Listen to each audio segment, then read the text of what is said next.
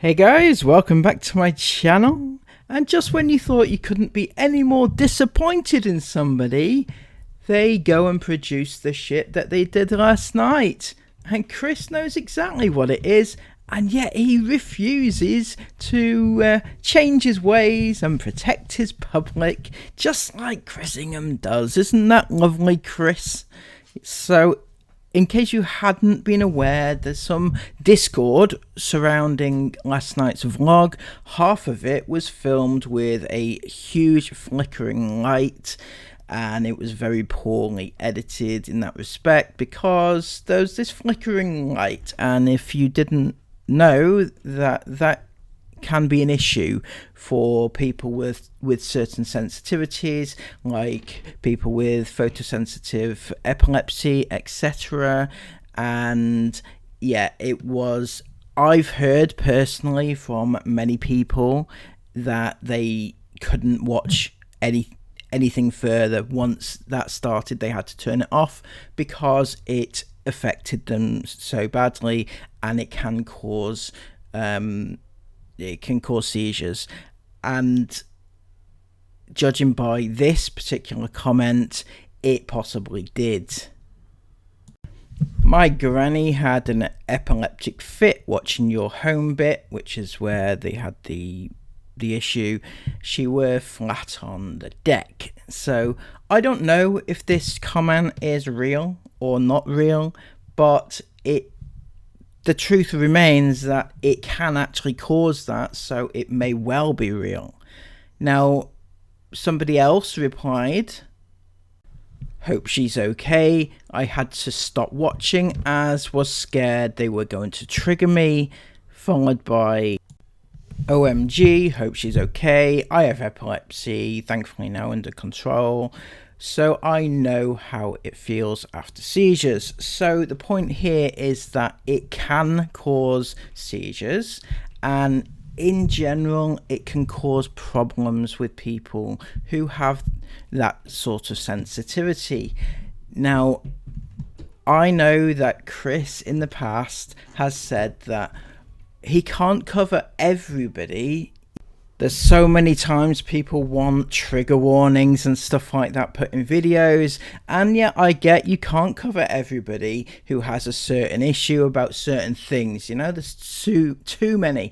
You'd be constantly doing trigger warnings. However, with this is different. This is a medical issue, and it is something which is an actual thing. Why do you think that people put up these warnings before certain things on TV? Warning, strobe lighting, and that is to give people an actual warning that there's going to be strobe lighting and it could cause you an issue, and if you don't wish to watch it, you don't have to, you can turn it off. And that's not just for fun, Chris, it really isn't, because photosensitive epilepsy is when seizures are triggered by flashing lights or contrasting light and dark patterns. Photosensitive epilepsy is not common, but it may be diagnosed when you have an EEG test. Flashing or patterned effects can make people with or without epilepsy feel disorientated, uncomfortable, or unwell. And it's an actual thing where you need to warn people, and there was no warning on the video at all, and there's no way you didn't notice it when you were editing. It's impossible to not to notice. I noticed it. I don't suffer with any of this, and I was fine. Other people were not fine. Even if people didn't have seizures or anything like that, other people did suffer from it. They came to me and told me that they couldn't watch it. They had to turn it off. So what's that tell you about it, Chris? Now, this one was very, very interesting. One of your favourite iFam commented, "Don't think that new camera is good with them lights in the house. It flickered the whole time you filmed in the house." Now, interesting, obviously not the only person to have noticed this, but this is the only person to have had a reply on their comment. Chris said, Yeah, so sorry about that. Sorted it now though. Normal cameras will be back in a few days from being repaired. Now, first up, Chris, it's not sorted. You didn't sort it. It's still there. The flickering, the photosensitive issue is still there for half of your vlog, and it's still an issue. You know, just because you say that you're getting your cameras back soon isn't how you're supposed to sort this issue. You've ignored the person. No way you didn't see it. You've ignored the person who said, my granny had a seizure because of your content. Didn't apologize for it, didn't acknowledge it, didn't say I'm so sorry about that, didn't say, oh, I'm getting the cameras back, you know, I'm fixing it, etc. Didn't even take the video down or clip the bit out. Didn't do any of that, no. But you did reply to somebody who you know is an avid iFam, and you know that they are on your side, and you wanted to reply to them when there was no reason for you to reply to them. The actual issues were the people who were having problems with your content.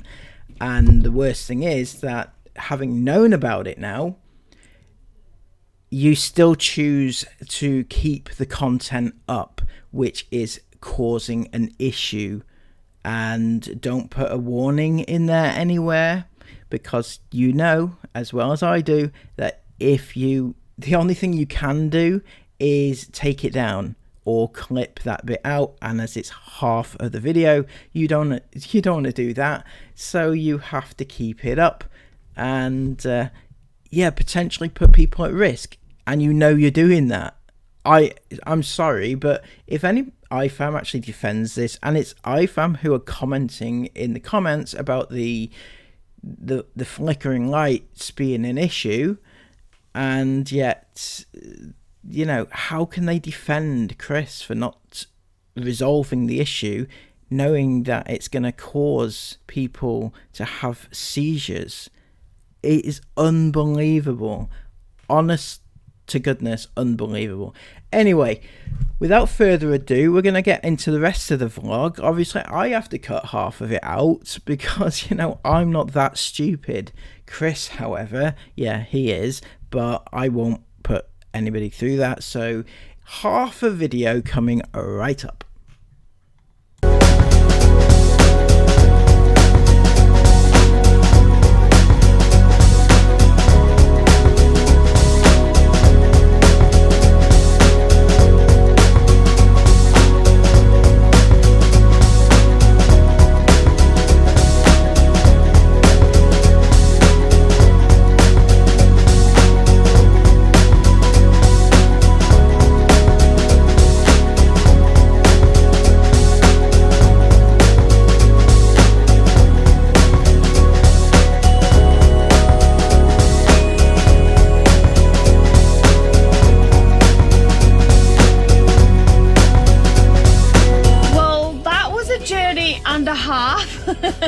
I'm so glad that we finally made it now to Calais. I was about to say Dover. We just arrived at Calais, where we're about to jump on the ferry. We're actually an hour early, and then we just found out that we're also an hour delayed. We're not in a massive rush, we're not trying to get anywhere. We would like to cross as soon as possible, obviously, but we're parked up now in the van, and I think Chris is just about to start making us a cup of tea. But yeah, it's been a busy few days. We haven't vlogged anything because we've just been concentrating obviously on keeping the little ones entertained and also making the long drive from Portugal all the way to Calais.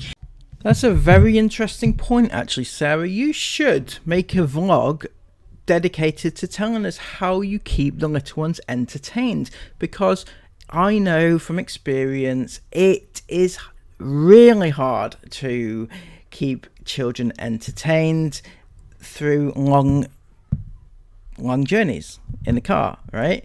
Now, you do this on a constant basis all the time. So imagine the boredom your kids are going through. Must be insane. I'm sorry, but no. So I can't believe we've done it in 3 days, pretty much. 4 days, yeah. We weren't actually planning on crossing for another 2 days, but we're a couple of days early, so I'm pretty impressed with that. I think Chris mentioned in yesterday's vlog that we had planned on stopping on the border, basically. We got into Spain and the weather was intense. It was like the first night in a couple of weeks that we had an uncomfortable night's sleep, just absolutely boiling. It was definitely a temperature shock. But then we decided to just make a beeline straight for the border of France, where we'd planned on doing like a water park. So we decided, what's the point in stopping? Let's just get home. Let's just make the journey, and we're at the port now. There is a P&O ferry's just pulled in. I very much doubt that is ours. It's a very grey sky out there, considering. Sure, I've been waiting for you to tell me you can take me home.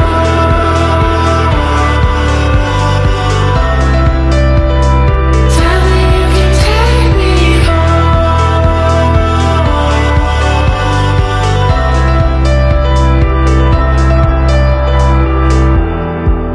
So far from where we started from.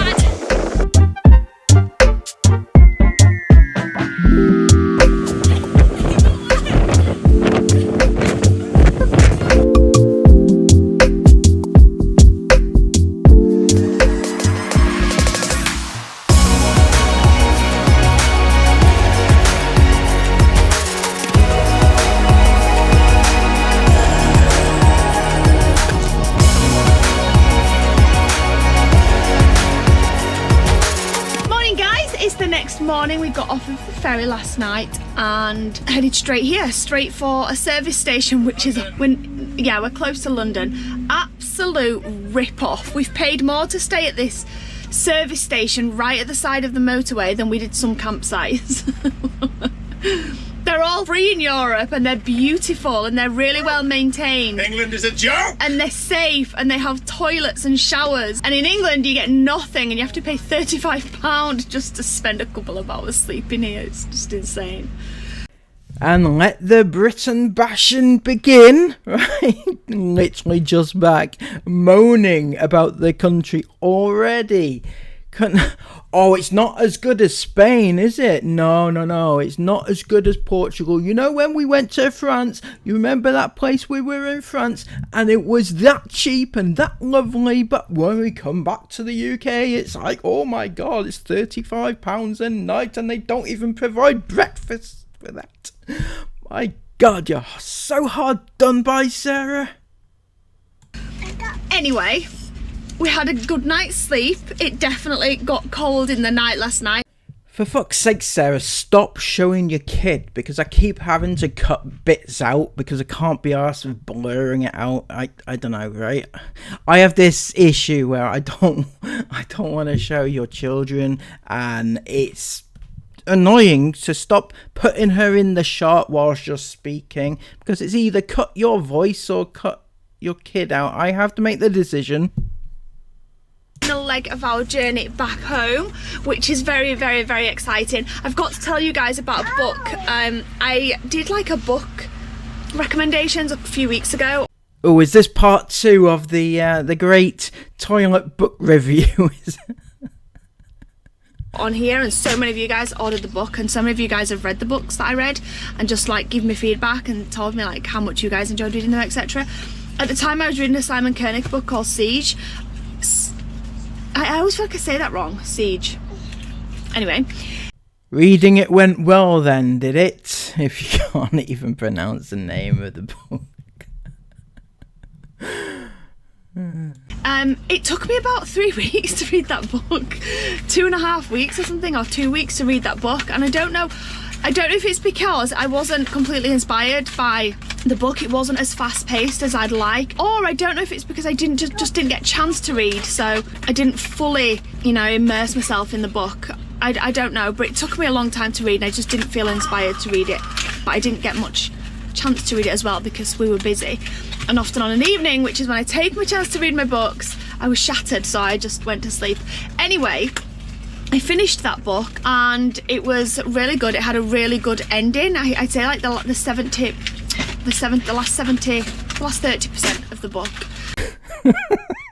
So what the fuck? The last 70%, the last 70%, the last 70%, that was the last 30%. What the fuck is wrong with this brain? My God, it's going to explode in my head. Oh, Jesus Christ. Sarah, you're an absolute star for this. Was quite fast paced and I really enjoyed reading it, and it left me feeling good when I read it. I was like, oh yeah, that was actually quite a good book. A few unanswered questions, but it was a good book. I didn't realise though it was a 1 of 2 book series, so there's 2 books in that series. So I downloaded the next one, which was called Stay Alive, also Simon Koenig, obviously. Oh my God, I read it in like less than 24 hours. It's a big book, over 400 pages, and I read it, I've read it in like 20 hours or something.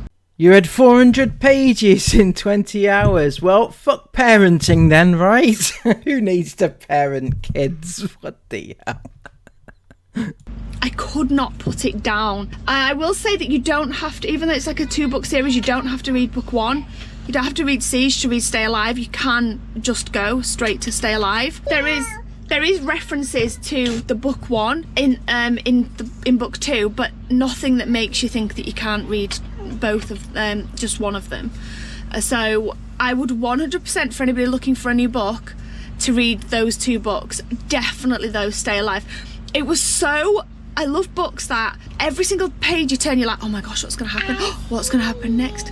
I see you, peekaboo. I love them. I love it, and I could not put the book down. Obviously we've been driving the last few days, which probably made more time for me to read. Every time Jace and Mila went to sleep in their car seat, I see you. I see you too. Or if they were like, I don't know, colouring or playing with their busy books or watching some Peppa Pig or something, I'd get the book out, and honestly I read it so fast. I loved it. It was such a good book. So if anybody's looking for a good, as parts of it, obviously it's quite a long story, and parts of it I was like, come on, that's a bit far-fetched maybe. Or sometimes I was like, this is a bit predictable what's going to happen. But honestly, it's a really good book. If anyone likes fast-paced thriller type books, I definitely recommend Simon Koenig, and I definitely recommend Stay Alive. It was a really good book to read. Well, thank you for the recommendation, Sarah. I'll get right onto it. Anything that's good enough for our Sarah is good enough for me. Anyway, Chris has gone to pay the parking. Honestly, it was £35, was it 36? To stay in this service station last night. I can't believe it. Bloody hell, she's on it again. She's not going to let this one go, is she? Absolutely crazy. And we're about to get ourselves ready and get back home. How's everyone feeling? So good! I don't know if I can see you. Not sure what I can see on the camera right now. No, definitely not. She's pointing at Costa Coffee. It's a drive-through aisles and we can't get the van through there. There's probably one in the service station. There's probably one in the service station, but we're not going to go there. The girls are planning on watching Miraculous on the drive home. So they're going to all sit round and watch that. Hopefully Jason and Mila are happy as well. It's going to be a bit of a long drive, but I'm really excited to get back home. Yes, sweetheart? Okay. Progress today is slow. I feel like we made so much more progress when we were in France. Look at that traffic though. The traffic was horrendous. So bad. Near Heathrow. And also when you're used to the miles going down in kilometres, it suddenly feels really long when you go back to miles per hour instead of kilometres per hour. We just got to a service station and Esme's very excited as well as Isla and Isabel. Why? Because we've been waiting for a KFC. Because me and the girls the whole trip. The whole trip. We've just been talking about how excited we are to get a boneless banquet. So we've got 3 boneless banquets. Esme thinks I should get 3 gravy. I'm sure Isla said last time she weren't keen on the gravy. Yeah, but how? It's just gravy. She loves gravy. And I think she'd prefer coleslaw. So I'm gonna, Esme's saying no, we'll find out when we get back to the van. I'm gonna go with coleslaw. Because I know Isabel's really kind and Isabel would share either. She'd do half and half. Esme won't. She's like, well, I'm not sharing mine. You legit just said that. I didn't say that. So anyway, we're gonna go with, 3 boneless banquets. Yes. Let's go. On a scale of 1 to 10, Ez, how buzzing are you right now? So buzzing. Definitely a 10. It's funny how whenever we come back to the UK and we're in service stations, we've always got like our flip-flops still on. I always feel like such an idiot. Okay, guys. This is so dramatic. It's just okay. Sauce. I can't even if they're happy. I'm a loser. Okay, wait, we got you coleslaw to the gravy. Yay! Thank you! I thought you wouldn't want coleslaw. No, I love coleslaw. I got it last time, remember? Oh, I've been wanting one of these. Wait, drink it! Right, guys, we're annoyed. We forgot to change the spicy sauce that it comes with to the garlic sauce, and now we're a bit annoyed. Is it actually really bad? Okay, so this bit is a disgrace, and I know it's the girls who are filming, but bear in mind that there is a near adult sat right there, Isabel, right? So if you don't know the reason why I have blurred out a certain part of this, it is because Jace is in the background with the toilet door open and he sat on the toilet, and yeah, they didn't blur it out, they didn't cut it out, Chris left it in fact it's still in, and they filmed it. I mean, the girls must have known that Jace was on the toilet. This is how desensitized they are to the whole vlogging crap, right? Isabel is nearly 18, as I keep mentioning. She knows. She will have seen that Jace was in, you know, because she can see in the viewfinder what's being filmed. I mean, even Esme doesn't really get a pass on this because she's 14. You know not to film your kids on the toilet and put it on social media at 14, surely to goodness. And I don't really like to criticize Isla because she's still only 11, but Isla sat right there looking directly at the toilet door being open and Jace is on it. So I'm sorry, but how the hell they managed to film that? Nobody mentioned it. Chris didn't edit it out, didn't blur it out. How that managed to get past quality control, that's a joke, is quite beyond me. I'm lost with that one. Yeah. Anyway, normally I eat my popcorn chicken first. I have one bite. I'll have my big chicken things first. Just have one bite. I did that one to last, so it looks fast.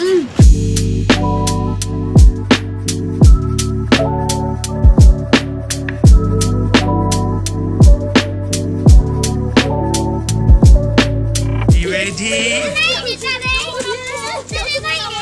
So next up they have the obligatory emotional surprise reveal. It's our house again sort of thing. I'm not quite sure why he's put in emotional reaction because not one of them had an actual emotion to coming back.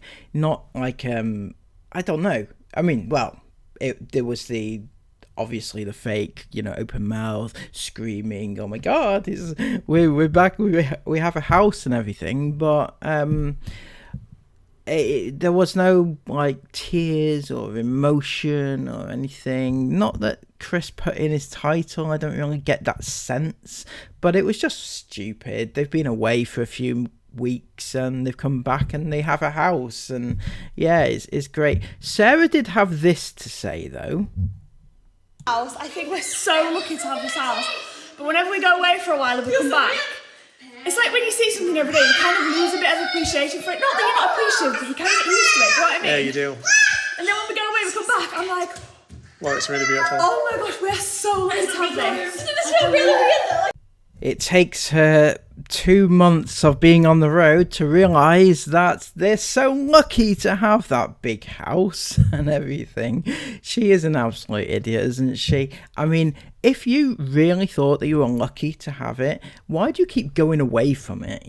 I mean, I know what you're saying is that you what's the word?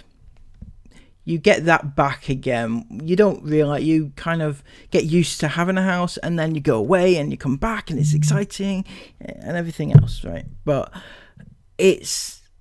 why not hold on to that memory of it being exciting and being lucky to have the house, and just stay in the house that you claim to be fortunate to have. So there's that. Yeah, I just thought that was a little bit more of the entitlement. The rest of the vlog was a little bit stupid. They just come back from 2 months off on holidays, and Sarah's first thought is to open all her crap that she's been waiting for, like baby clothes and stuff like that, and give us like a haul and show us what she's got. And yeah, I don't feel like that's the first thing that you would do. I feel like you'd unpack perhaps and things like that. But anyway, that's Sarah Ingham. Chris apparently got straight on his mower, so we have some exciting vlogs to look forward to, I'm sure. So without more ado, don't know, what can we say about Chris and Sarah that we've never said before? There's not many things, to be fair, is there? So what we will say is that Sarah and Chris are absolute morons, right? So if you can comment in the comments below, morons, and that would be great, and then I'll know that you've reached this sector of the video. Thank you so much if you have done.